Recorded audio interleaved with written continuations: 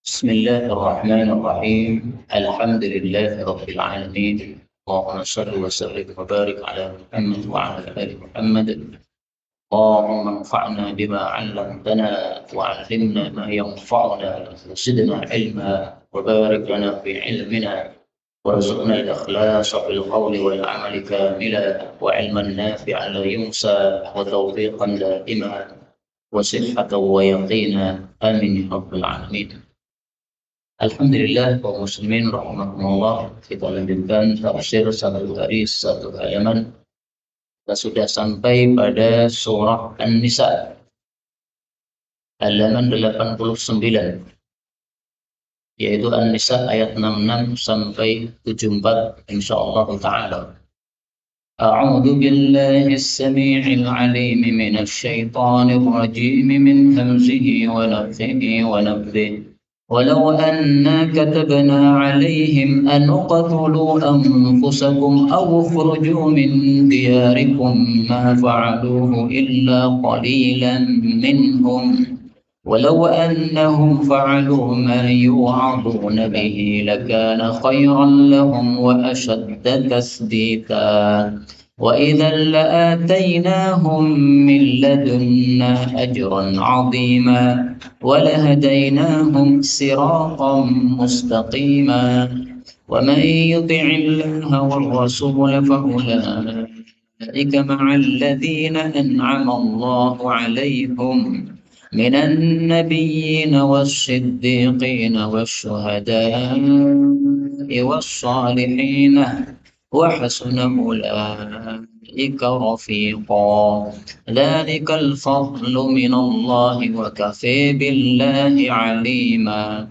يا أيها الذين آمنوا خذوا حذركم فانفروا ثبات أو انفروا جميعا وإن منكم لمن ليبطين فإن أصابتكم مصيبة قال قد أنعم الله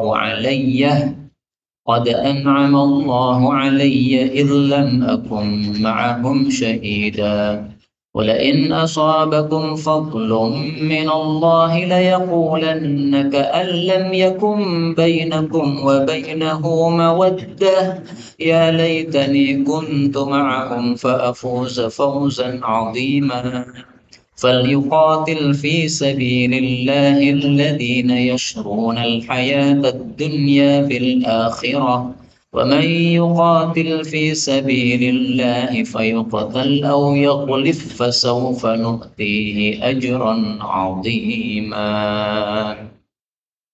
Alhamdulillah Rabbil Alamin. Allahumma arhamna bil Qur'ani amin. Pada ayat-ayat ini ada beberapa kata yang bisa dibaca dengan dua bacaan. Yang pertama anuqtulu karena asalnya uqtulu. Sehingga ketika disambung dengan an boleh dibaca anuqtulu. Demikian juga awufruju karena ini asalnya adalah ukhruju, maka boleh dibaca awufruju atau awikhruju. Kemudian qalilun ya, bisa fathah bisa dhammah. Kemudian pada ayat yang ke-68 siratan, sad boleh dengan sin sebagaimana biasanya seperti dalam surat Al-Fatihah juga. Kemudian pada ayat 72 layubattian, ini hamzahnya boleh diganti ya, layubattian, dan itu lebih mudah diucapkan daripada hamzah. Kemudian ayat 73 takun yakun, ini boleh ya boleh ta. Kalau ta itu karena di sini mawaddatun, ini muannas. Karena muannas maka berarti di sini takun ta supaya muannas juga. Kemudian pada ayat yang terakhir ba ketemu fa, yaghlib, ini boleh dibaca idgham, yaghlif fasaufa. Ba-nya hilang ya, menjadi fa, yaghlif fasaufa. Dan ini lebih mudah tentu saja bacaan idgham sendiri. Dan ini semuanya adalah qiraah mutawatirah yang sumbernya dari Rasulullah sallallahu alaihi wasallam. Adapun tafsirnya secara ringkas, Allah mengatakan pada surah An-Nisa ayat 66. Walau dan kalau anna bahwa kami Allah katabna kami wajibkan alaihim kepada mereka an bahwasanya uqtulu bunuhlah anfusakum diri-diri kalian atau ukhruju, keluarlah, min diyarikum, dari kampung-kampung kalian, misalnya hijrah, ya. Ma fa'alu, mereka tidak melakukannya, illa kecuali qalilan minhum, sedikit dari mereka. Walau annahum, padahal kalau mereka melakukan, padahal kalau saja mereka itu fa'alu, melakukan, ma yu'adzuna bihi, apa yang mereka dinasehati dengannya, lakana, adalah hal itu khairan, lebih baik, lahum, bagi mereka, maksudnya lebih baik akibatnya, wa asyadda, dan lebih kokoh, tasbita, teguhnya, wa idzan, dan kalau begitu, la atainahum, sungguh kami berikan kepada mereka, min ladunna, dari hadapan kami Allah, ajron azima, pahala yang besar, yaitu jannah. Dan mudah-mudahan kita masuk jannah tanpa hisab, tanpa azab. Amin ya rabbal alamin. Kaum muslimin rahimani wa rahimakumullah, setelah pada ayat kemarin Allah menegaskan tidak mungkin orang itu beriman kecuali kalau mereka menerima hukum dari Nabi Shallallahu Alaihi Wasallam dengan lapang dada. Jadi hukum dari Nabi harus diterima zahir batin. Batinnya menerima lapang dada, zahirnya menerima menerapkan. Kalau tidak seperti itu, maka la yu'minun, tidak beriman, alias tidak sempurna imannya.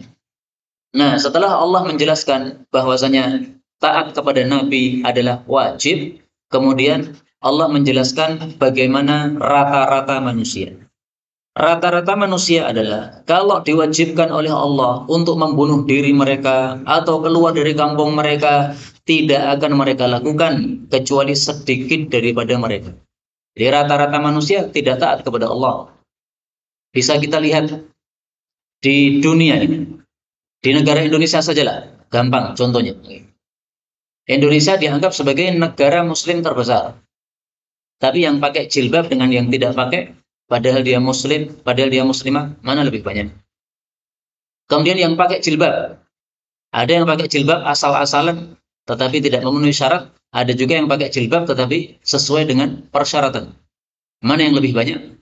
Ada yang jilbab hanya cuma disampirkan saja di kepalanya.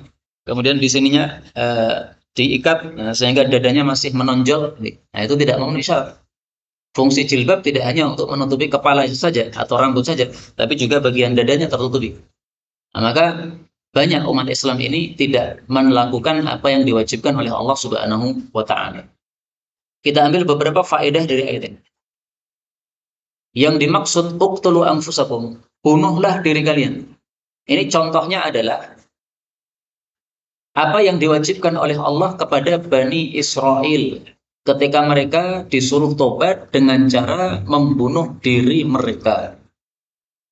Disebutkan hal itu pada surah Al-Baqarah.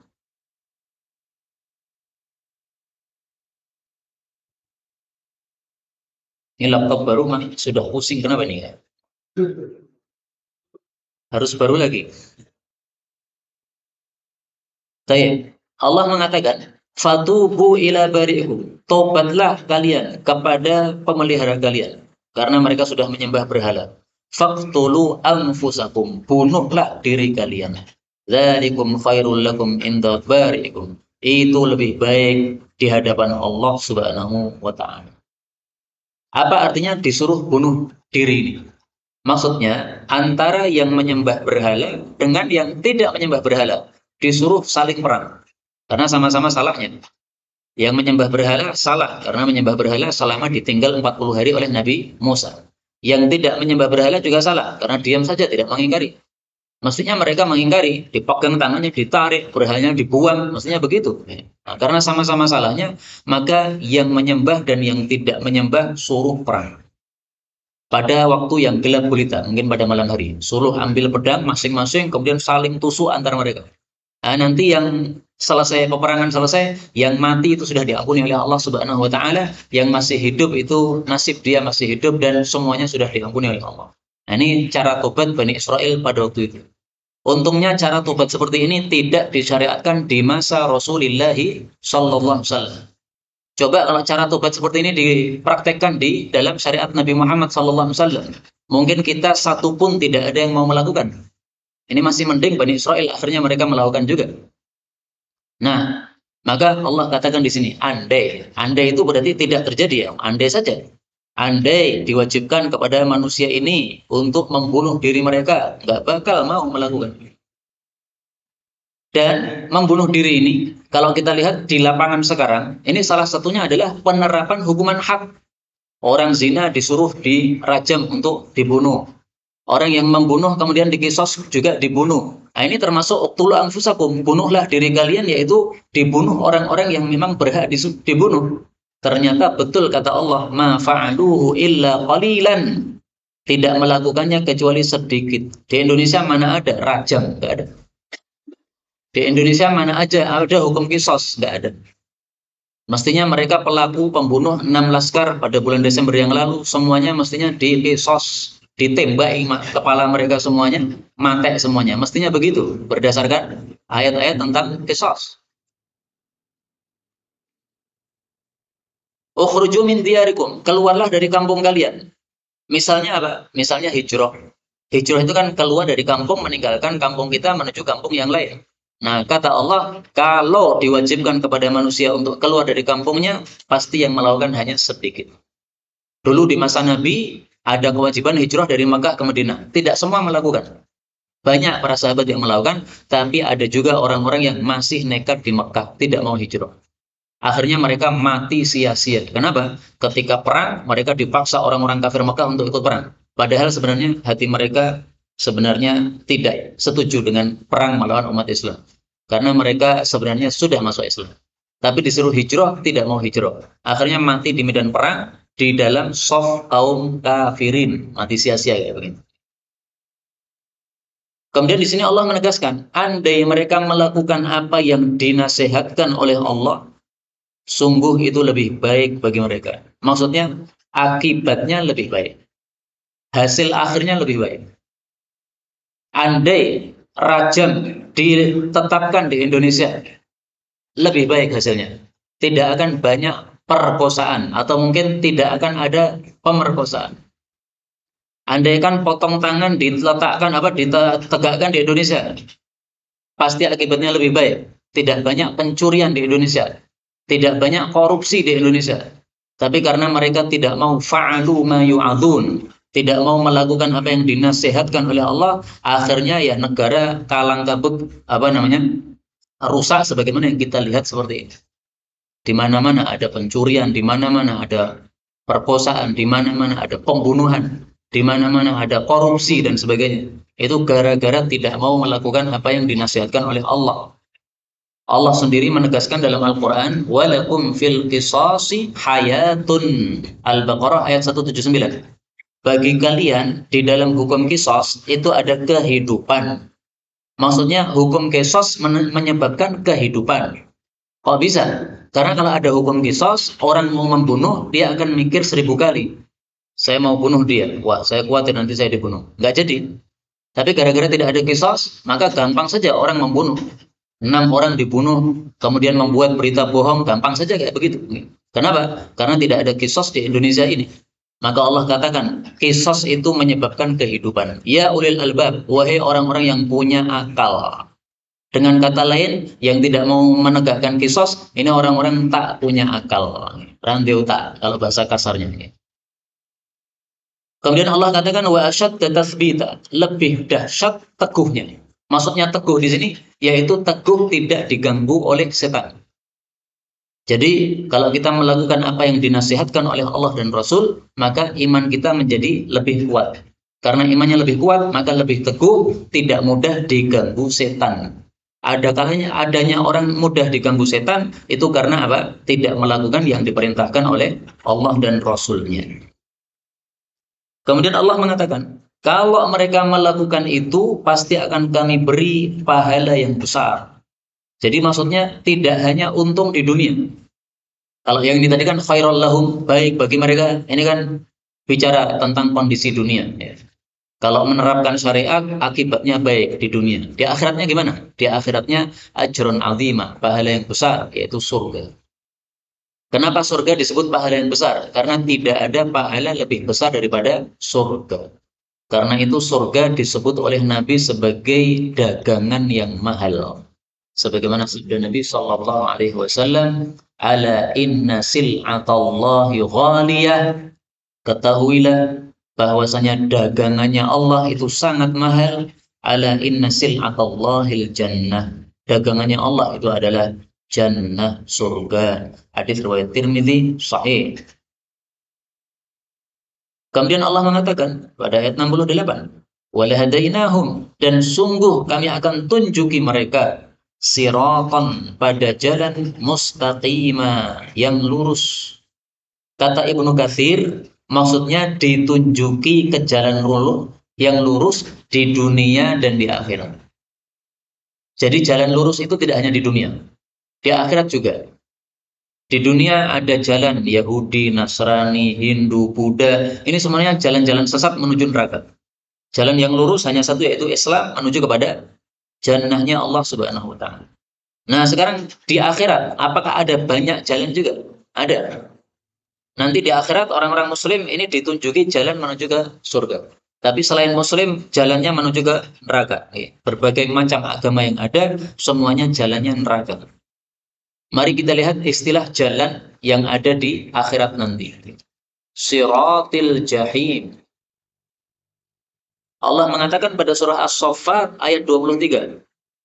Uhsyurul ladzina zalam. Kumpulkan orang-orang yang zalim dan juga jodoh-jodoh mereka dan apa saja yang mereka sembah selain Allah. Berarti orang-orang kafir ini. Fahduhum, tunjukilah mereka ila siratil jahim, menuju kepada jalan neraka jahim. Nah, maka ada jalan ke arah surga, ini adalah siratal mustaqimah di akhirat. Ada jalan ke arah neraka, ini jalan yang tidak lurus menuju ke neraka.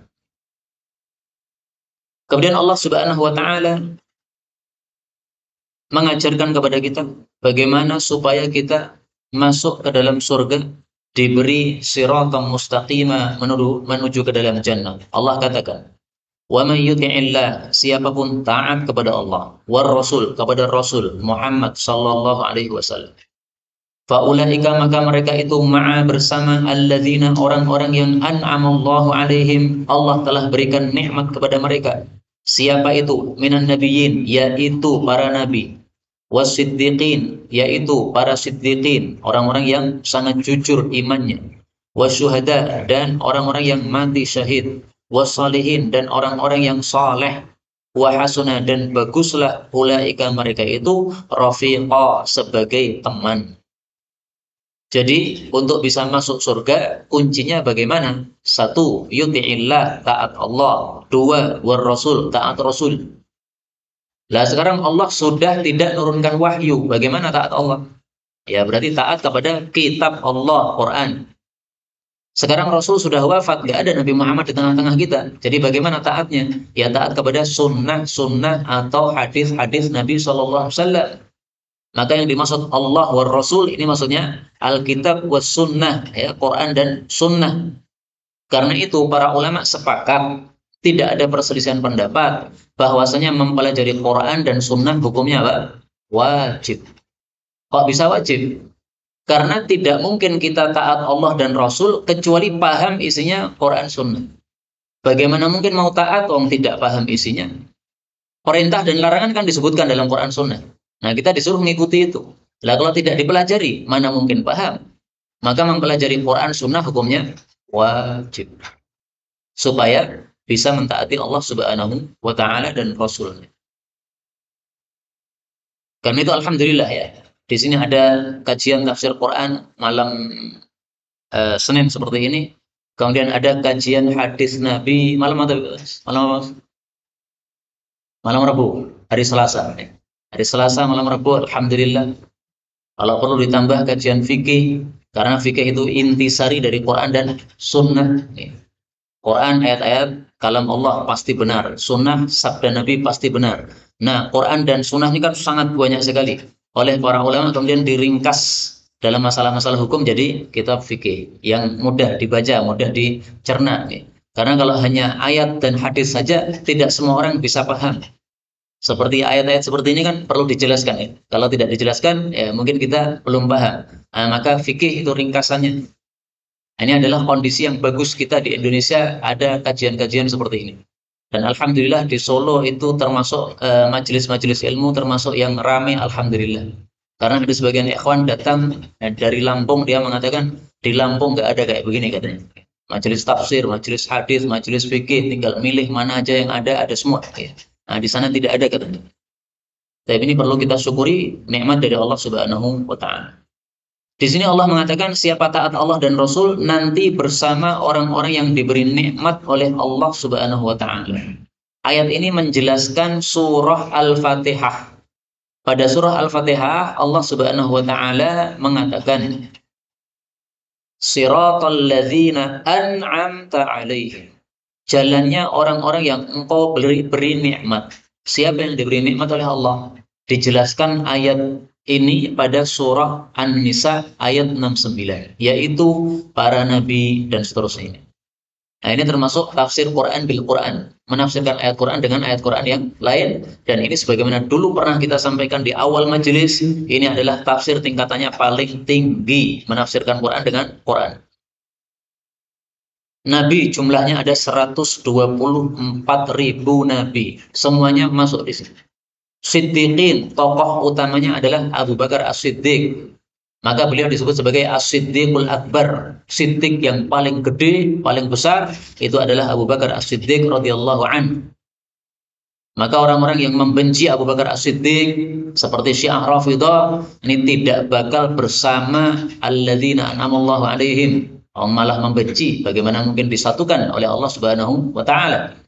Maka kita harus cinta kepada semua yang disebutkan ini. Cinta kepada Nabi Muhammad SAW, cinta kepada Abu Bakar As-Siddiq, cinta kepada Umar, cinta kepada seluruh sahabat Nabi SAW. Kenapa? Karena Siddiqin ini contohnya Abu Bakar As-Siddiq. Syuhada contohnya Umar bin Khattab. Umar bin Khattab lagi enak-enak sholat subuh, ngimami, ditusuk oleh orang Majusi itu. Akhirnya mati akhirnya. Karena kemudian ada lubang pada perutnya ini. Kemudian dokter mengatakan, ini tolong susu diminum wahai Sayyidina Umar. Setelah susu diminum, ternyata susunya keluar dari lubang tadi, keluar dalam kondisi masih berupa susu. Maka dokternya mengatakan, panjenengan segera memberikan wasiat. Artinya sebentar lagi pasti mati. Ya, tidak bisa diselamatkan karena kondisinya sudah seperti itu. Kalau keluar dalam kondisi darah mungkin bukan kondisi susu, ya mungkin masih bisa diselamatkan. Ini keluar dalam kondisi masih susu, ini berarti sudah bolongnya sudah besar, ini tidak bisa diselamatkan. Akhirnya betul. Maka Sayyidina Umar itu mati syahid, dibunuh orang Majusi. Solihin, contohnya siapa? Sairus sahabah, semua sahabat. Maka harus kita cintai mereka. Kenapa? Karena Rasul Shallallahu Alaihi Wasallam bersabda dalam hadis yang sahih, "Al-mar'u ma'a man ahabba." Seseorang itu akan bersama orang yang dia cintai. Hadis sahih diriwayatkan oleh muttafaqun alaih Bukhari Muslim. Dan hadis ini kata Anas bin Malik, hadis yang paling menggembirakan para sahabat. Sahabat tidak pernah gembira setelah mendapatkan hidayah Islam melebihi gembira mereka dengan sebab hadis ini. Kenapa? Karena di sini Nabi mengatakan seseorang akan bersama di akhirat nanti bersama orang yang dia cintai. Maka kata Anas, saya cinta kepada Nabi, cinta kepada Abu Bakar, cinta kepada Umar, dan saya berharap nanti akan bersama mereka dalam surga meskipun amal saya tidak seperti amal mereka, kata Anas. Padahal Anas ini siapa? Sahabat Nabi dan pembantu Nabi. Tapi dia mengatakan, amal saya tidak bisa seperti amal mereka, yaitu Abu Bakar dan Umar. Nah, kalau yang ngomong kayak gini sahabat, bagaimana kita lagi? Amal kita sangat jauh sekali dari para sahabat. Tapi minimal kita cinta sama mereka. Jangan sampai dalam hati kita ada kebencian kepada Abu Bakar, Umar, dan semua sahabat Nabi SAW. Begitu dalam hati ada kebencian kepada sahabat Nabi, meskipun satu orang, meskipun Muawiyah radhiyallahu anhu, meskipun Mughirah bin Syu'bah. Ini nama-nama saya sebutkan kenapa? Karena sebagian kelompok sesat itu mereka membenci nama-nama yang saya sebutkan ini. Maka meskipun Muawiyah dan Mughirah dan sebagainya, maka sama saja itu tidak akan bersama mereka di dalam jannah. Kalaupun masuk jannah, itu masuk jannah belakangan, dibakar dulu di neraka. Jadi orang muslim ahli bid'ah masih berhak untuk masuk apa? Jannah, tapi tidak bisa masuk secara langsung kalau tidak diampuni oleh Allah Subhanahu wa taala. Nah, kita berharap ma'aman ahabba, kita bersama orang yang kita cintai, para sahabat Nabi sallallahu alaihi wasallam, dan kita berharap masuk jannah seperti mereka tanpa hisab, tanpa adzab. Amin ya rabbal alamin. Kemudian Allah mengatakan dzalikal fadlu, karunia tersebut minallah, dari Allah. Wa kafa, dan cukuplah, billahi, Allah itu alima, zat yang maha mengetahui. Jadi karunia menjadi nabi ini karunia dari Allah, menjadi siddiqin karunia dari Allah, menjadi syuhada karunia dari Allah, menjadi salihin karunia dari Allah.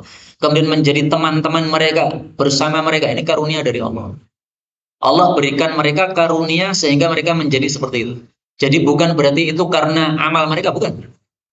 Masuk jannah ini bukan karena amal kita, bukan. Karena tadi ya, surga itu sangat mahal harganya. Dibeli dengan amal kita itu nggak ada nilainya amal kita. Karena surga kan kekal. Sementara amal kita berapa lama sih? Usia kita 60 tahun. 60 itu maksiatnya sama taatnya lebih banyak mana? Kemudian taatnya, sholat misalnya, khusyuknya tidak sama tidak khusyuknya lebih banyak mana? Kita khawatir sholat kita 10 menit, khusyuknya cuma 1 menit, 9 menit, belayang kemana-mana mikirnya. Nah, berarti kan amal ibadah kita ini sebenarnya sangat rendah sekali, sangat remeh sekali. Untuk membayar surga itu nggak cukup. Nah, makanya Allah katakan, dzalikal fadlu minallah. Itu semata-mata karunia dari Allah. Bukan didapat dari amal, bukan. Ya, amal nggak cukup untuk mendapatkan karunia tersebut. Kemudian Allah mengatakan, ya ayyuhalladzina amanu, wahai orang-orang yang beriman, khudu, ambillah, hidrakum, kewaspadaan kalian. Maksudnya waspada dari musuh. Fangfiru, maka berangkatlah, maksudnya perang. Thubatin, berkelompok-kelompok. Awingfiru, atau berangkatlah, maksudnya perang. Jami'a, bersama-sama. Jadi Allah menyuruh kita untuk selalu waspada terhadap musuh. PKI musuh atau bukan? Musuh, maka harus waspada dari PKI.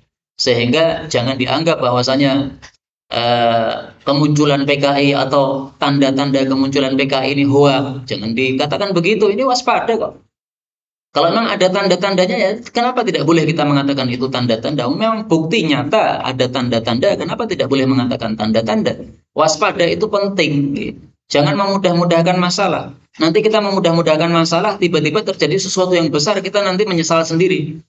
Biasanya orang itu yang lebih paham masalah secara pemikiran yang jauh, itu adalah para ulama.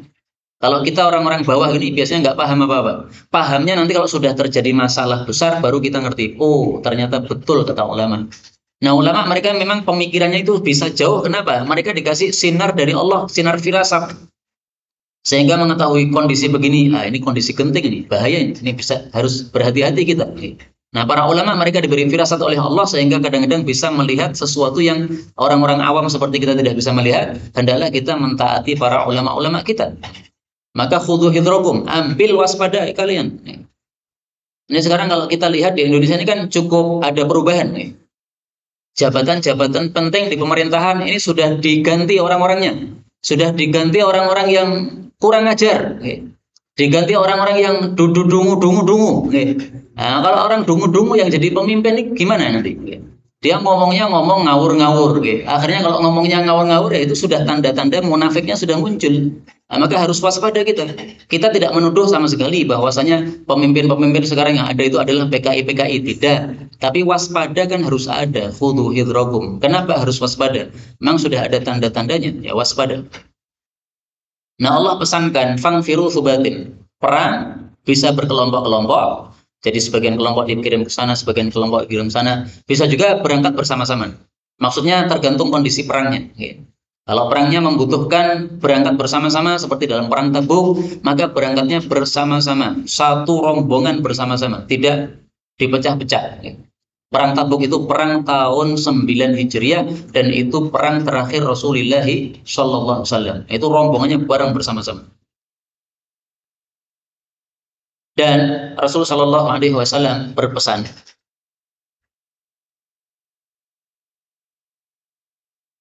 wa idastumfirtum, Kalau kalian itu disuruh berangkat perang, fangfiru, maka berangkatlah perang. Maksudnya disuruh berangkat perang oleh para khalifah atau amirul mukminin. Tapi sekarang kita tidak ada, Pak, khalifah.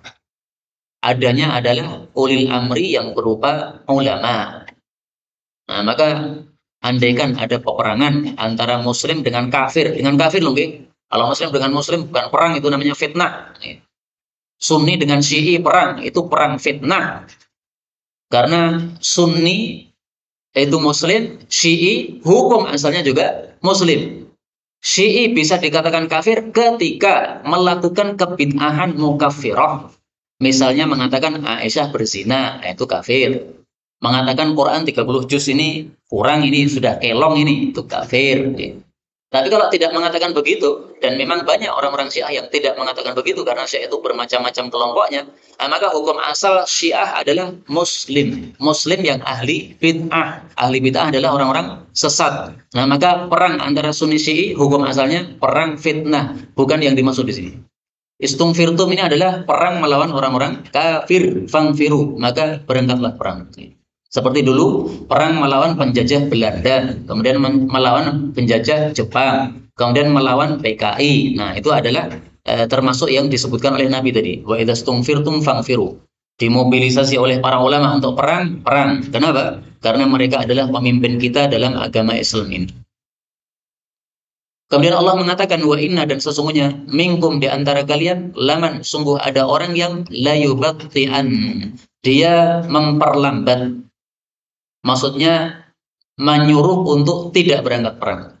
Yang dimaksud di sini adalah orang-orang munafik. Abdullah bin Ubay bin Salul misalnya, dia termasuk yang yubati'an, menyuruh orang supaya tidak berangkat perang.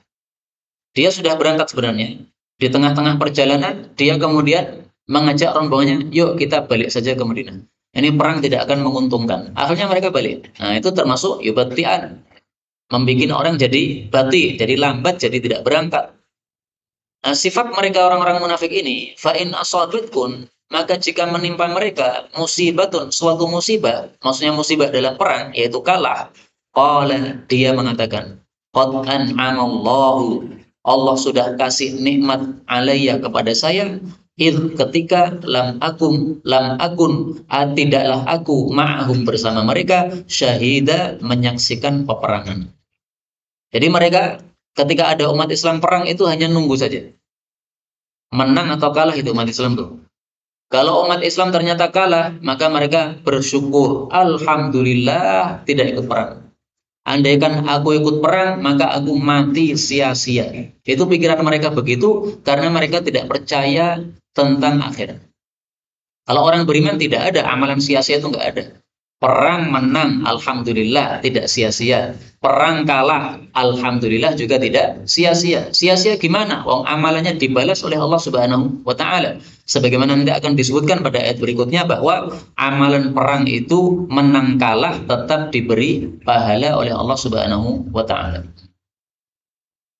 Jadi mereka menganggap bahwa mereka tidak berangkat perang kemudian tidak mati itu an'ama, itu nikmat.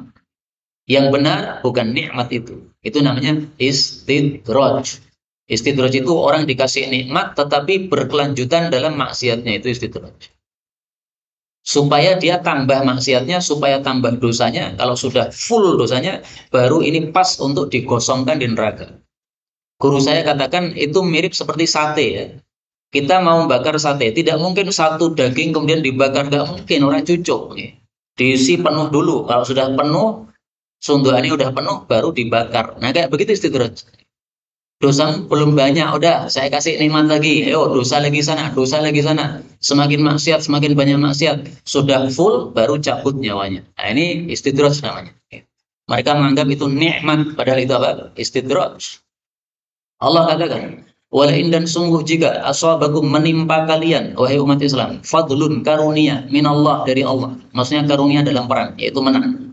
La yaqulanna, sungguh betul-betul mengatakan, ka'allam yakum bainakum wa bainahum mawaddah, seolah-olah belum ada antara kalian dengan mereka kecintaan, Mereka mengatakan, ya laitani, alangkah inginnya aku ma'ahum bersama mereka, yaitu dalam medan perang, fa'afuza, maka saya beruntung, fauzan azima, dengan keberuntungan yang besar. Maksudnya beruntung ini apa? Dapat ghanimah. Jadi pikirannya orang munafik itu semata-mata dunia. Beruntung itu kata mereka kalau duitnya banyak. Nah, maka kita umat Islam jangan sampai pikirannya seperti munafik. Kalau kita menganggap bahwa segala sesuatu di dunia ini yang paling inti adalah duitnya banyak, itu berarti pikiran munafik kayak gitu. Pikiran orang kafir. Bedanya kafir dengan muslim itu, kalau muslim itu mikirnya akhirat atau pahala. Kalau kafir itu mikirnya semata-mata dunia. Bukan berarti nggak boleh kerja, bukan ya. Silahkan kerja, silahkan dimaksimalkan bisnisnya sehingga hasilnya banyak, tapi bukan harta itu yang kita tuju. Harta itu hanya sekedar sarana untuk mendapatkan pahala yang lebih banyak. Silahkan dibanyakkan duitnya, silahkan ya, bercita-cita duitnya banyak, tapi bukan duit itu yang kita tuju, tapi pahala dari dibalik duit itu yang kita tuju. Karena dengan banyaknya duit kita bisa beramal banyak. Ada pengajian seperti ini misalnya, kurang apa, nah, kita bisa sumbangkan. Kemudian ada pesantren kekurangan dana, nah, kita bisa suntikkan dana. Ada masjid jelek sekali, tidak menarik, nah, diperbagus supaya menarik, supaya orang-orang semangat sholatnya. Nah, ini kan orang-orang kaya yang bisa melakukan, yang miskin tidak bisa melakukan. Nah, maka di sini akan saya tampilkan bagaimana perbedaan orang Muslim dengan orang kafir. Orang kafir pikirannya ini, ya'lamuna zahiran minal hayatid dunya. Mereka hanya mengetahui perkara yang lahir dari kehidupan dunia. Duit. Wahum anil akhiratil hum ghafilun. Mereka dari akhirat lalai. Orang beriman tidak begitu. Ini surat Ar-Rum ayat 7.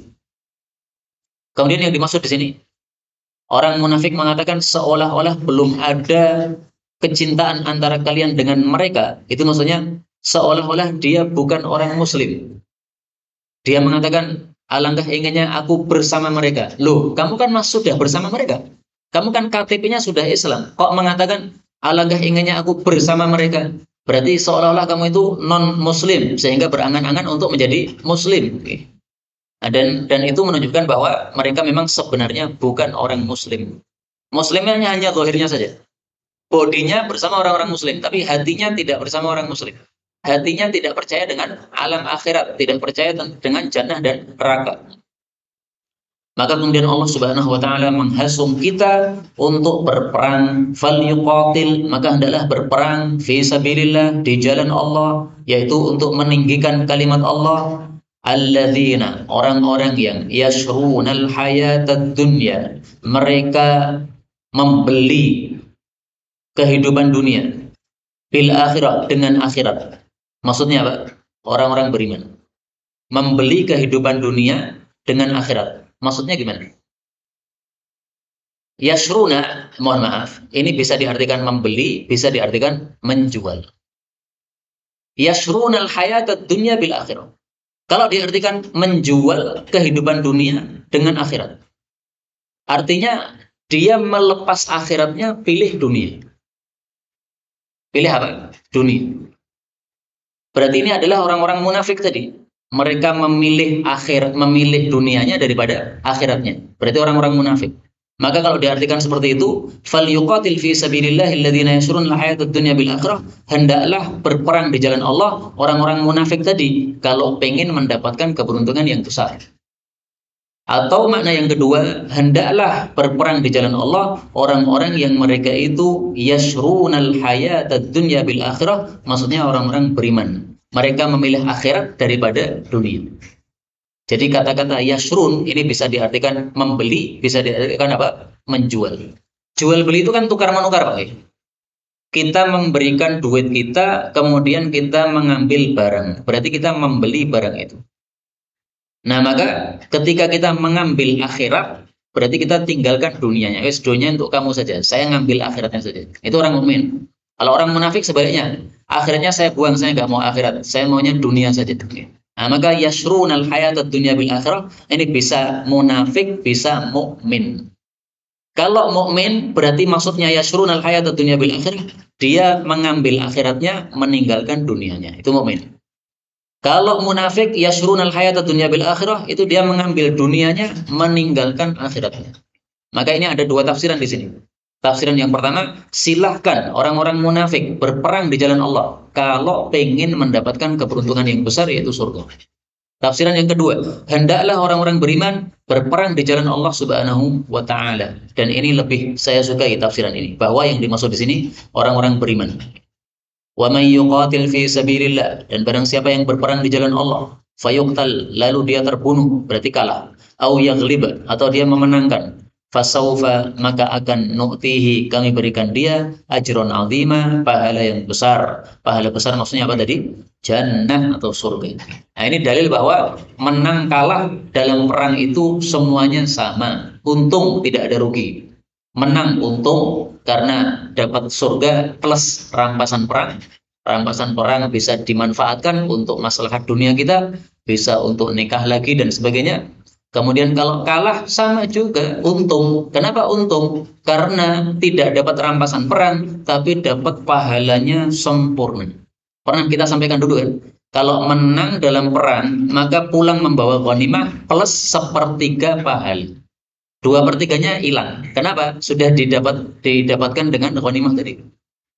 Tapi kalau pulang dari perang kalah, tidak bawa ghanimah, itu pahala akhiratnya sempurna. Jadi sepertiga sama sempurna. Pilih mana? Ya kalau pilih sempurna dan bawa ghanimah, pilihnya gitu gitu. Nah, tapi keputusan dari Nabi begitu. Kalau kalah maka pahalanya sempurna. Tapi kalau menang maka pahalanya sepertiga saja.